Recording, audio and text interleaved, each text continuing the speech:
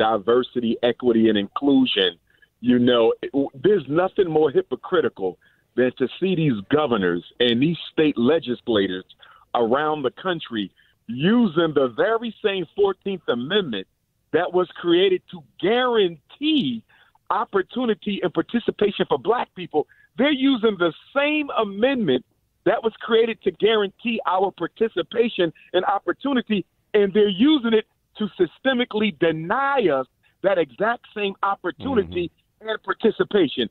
Howard University, HBCU, Howard University got a letter in the mail a few weeks ago threatening them, their medical school, with a lawsuit if they don't stop giving black students preference in their admissions process.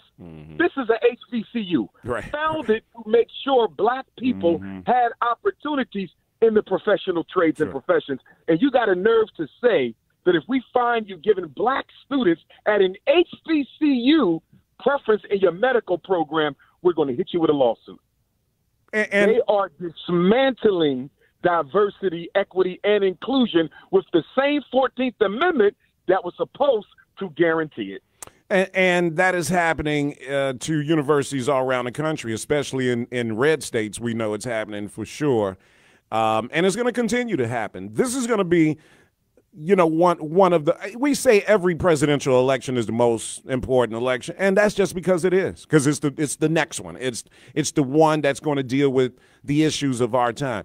The dynamics that are included along the way, what it means for the future, for black people. Supreme Court obviously is going to be locked down like this for a little while because they're all relatively young.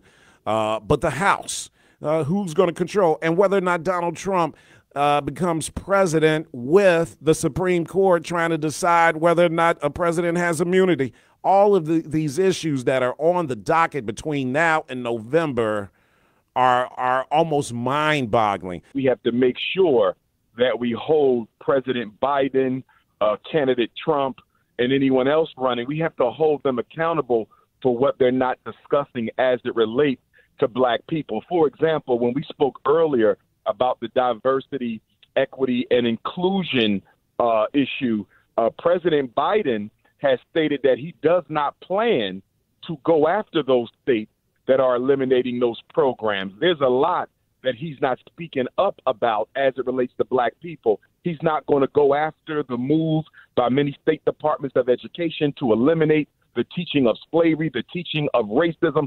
A lot of these rollbacks that are being done by the red states are being done with the president's complicity in that he's not pushing back against them. And need I bring up the migrant crisis in Chicago? I mean, my goodness, brother Matt. The president is going to have to do something. And as you know, the Democratic National Convention is in Chicago this August. Oh, yeah. And I mean, if there's any time to organize and push back and hold the Democratic Party accountable, this is the time to do it. But as I travel through the country and ask people what are their thoughts about this election, Brother Matt, a lot of brothers and sisters, I mean from doctors to lawyers, all the way down to the brothers and sisters who are working in the community, a lot of them don't plan to show up because neither candidate is giving them anything to vote for as it relates to the black agenda. I tell you what, if President Biden doesn't tighten up, he's going to lose this election. He can't afford to lose the faith of black people in this country on the issues that you just described, the southern border, the migrant situation in Chicago and New York, wherever black people live, is where the migrant issue is at its most tense. Our mayor here, here we have a black mayor, and now he's dealing with this issue of the migrants, and he's losing. Our mayor is losing a lot of support from black Chicago because of the migrant situation, which is a failed White House policy on the southern border. It's almost like, our mayor didn't even get a fair chance to be mayor. He got to deal with this migrant situation, which is really a Biden problem. And now he's swimming here, trying to keep his head above water because, his own base, black Chicago.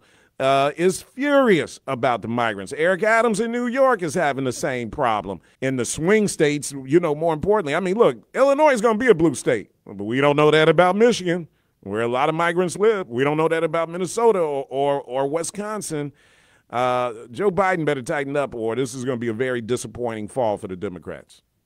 And Matt, when I look at Mayor Brandon Johnson in Chicago and Mayor Eric Adams in New York, I think one of the big mistakes that they're making is they're not being honest with the black community with regard to the fact that they don't have much control over the policy being pushed in those cities as it relates to the migrants. And I think that they need to double think the strategy that they're using of remaining loyal to the Democratic Party and not exposing to black America the truth that this migrant situation is being engineered from the White House. They're not doing that. They're trying to protect the president, and as a result of that, they're taking the fall for that. If nothing else, tell the truth and let black America know this is not my decision. There's nothing I could do about it, and I'm simply being made to carry this out.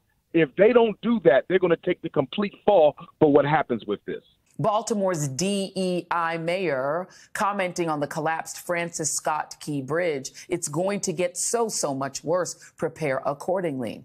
I know, and we all know, and you know very well, that black men and young black men in particular have been the boogeyman for those who are racist and think that only straight, wealthy white men should have a say in anything. We've been the boogeyman from them since the first day they brought us to this country. And what they mean by DEI, in my opinion, is duly elected incumbent. We know what they want to say, but they don't have the courage to say the N-word. And the fact that I don't believe in their untruthful and wrong ideology, and I am very proud of my heritage and who I am and where I come from, scares them, because me being at my position means that their way of thinking, their way of life of being comfortable and suffering, and while everyone else suffers, is going to be at risk, and they should be afraid, because that's my purpose in life. Black people are the only culture that think we can win as individuals. We're the only people who believe that. Even if you look at Caucasian society, although their culture may have a serious focus on individual pursuit, they work together. They couldn't do what they do without working together. Racism could not work without teamwork. People who think I'm going to win by myself, and I would rather take the gamble and think that I can outsmart racism and systemic disadvantage by myself rather than work with other black people. Stated another way, our self-hatred and our contempt and our lack of trust for other black people has created a mindset where black people would rather go at it alone, Brother Matt, than work with the team. We're almost at the finish line of the renovations of the Frederick Douglass Marcus Garvey Academy, and we're looking to have a grand opening community celebration sometime this summer, and I'll keep you guys posted. All right.